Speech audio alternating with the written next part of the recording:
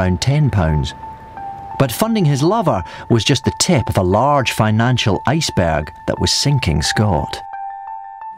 You're in serious financial trouble, aren't you?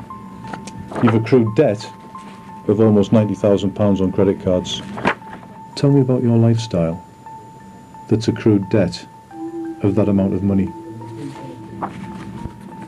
He was living on 10 or 12 different credit cards, maxed right up at the top.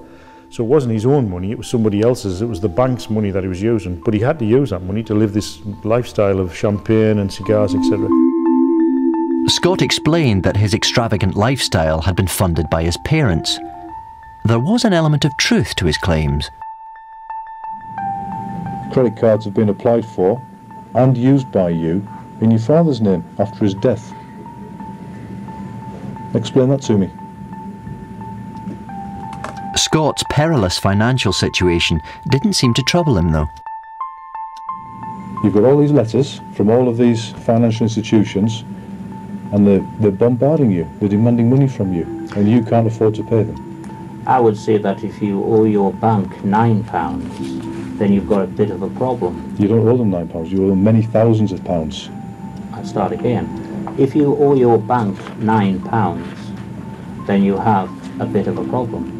If you owe your bank £90,000, then your bank has a big problem. Because of his rapid growth of indebtedness through credit cards and latterly through Heidi Rios in Cuba, it's forced his hand really. He's had to try and sell it to try and put himself right financially. If he sells it for $500,000, $1 million, whatever he sells it for, that'll clear his debts and he'll be able to go and allegedly marry Heidi. I think she was probably the final nail in the coffin for him to make that decision. Well, the thing is, the police are just putting a negative spin on everything. But I bent over backwards to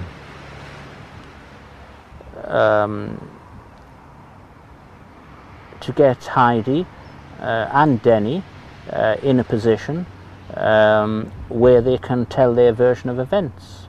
But the police aren't interested in it because it goes contrary to their view that I stole and handled the first folio Shakespeare. Despite Scott's claims, officers had sought to question Heidi and Denny about their involvement, but were unable to gain entry visas for Cuba. Back in Durham, and a decade after the theft, detectives returned to the scene of the crime, the Bishop Cousins Library at the city's university. The disputed folio was collected from the folder in Washington and would be housed here until the conclusion of the criminal investigation. We are just going to look after the book. We're going to keep it in secure and conservationally sound conditions for the police. It's actually going into their custody. While library staff were keen to welcome back a book they believed to be Durham's missing treasure, Scott's continued counterclaims about the folio's provenance would mean even more analysis would be needed.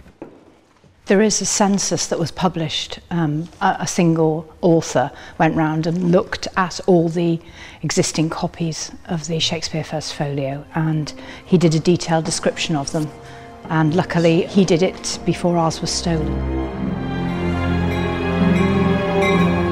That man was Anthony James West, considered the world's leading authority on Shakespeare's First Folio.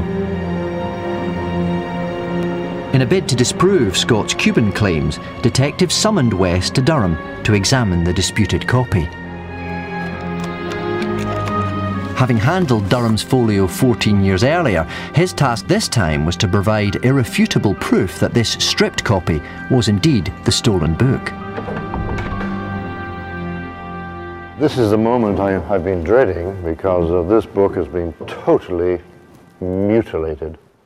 The first thing I want to check is to go to something that I know is still here, and here it is.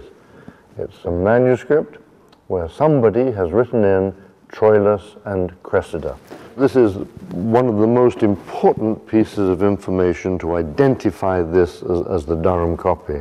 The sewing support, there, and there, shows a complete identity of the volume with a photograph that was taken before it was stolen. Again, confirmatory to the fact that it is the Durham copy. West's previous analysis had recorded every unique feature specific to the Durham copy. Even with prominent marks removed, disguising the book's true identity would be virtually impossible. It is goatskin, which ties in 100%, of course, with what I recorded in my census. All the three edges are gilded.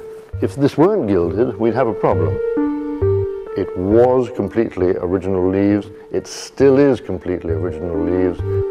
West's definitive examination would finally give an ultimate answer on the disputed copy's origins.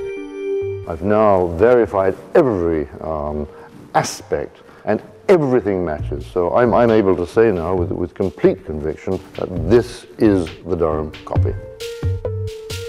Armed with the positive evaluation, police moved to formally charge Raymond Scott. He wasn't going to come quietly, though.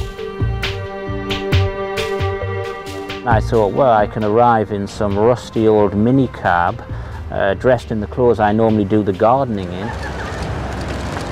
It almost looks as if I've got something to hide, like those photographs you used to see of the great train robbers leaving court with blankets over their head. Came to the police station to answer his bail and he turned up in this Hummer. Ridiculous. I just decided to arrive as I did. Hello, Mr. Scott. His outlandish clothing and his cigar and his champagne and his pot noodle. I mean, what's all that about? All the world's a stage. They're not getting your best. The media attention may have been a new experience for Scott, but time in police custody certainly wasn't. Prior to this, he had convictions for stealing books. I have been charged with the theft or the handling of the Shakespeare First Folio. And even while he's been on police bail for these matters, he's been up to Newcastle and he's stolen books from there as well. I will of course be pleading very much not guilty. Generally he's a petty thief, but when he chanced to cross the First Folio, then he took it to another level. I will relish my day in court.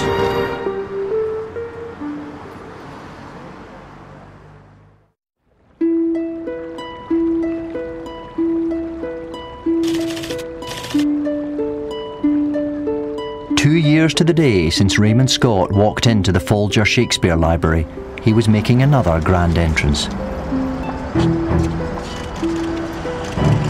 This time, he wasn't hoping to make millions from the Durham First Folio. He was facing jail for stealing and handling it. But one wish had come true. He'd finally got his 15 minutes of fame. Anything to say this morning, Mr. Scott? Well, I'm feeling extremely confident, of course, because I'm an innocent man and this is fair England, and by and large, innocent men do not get wrongly convicted of things that they haven't done.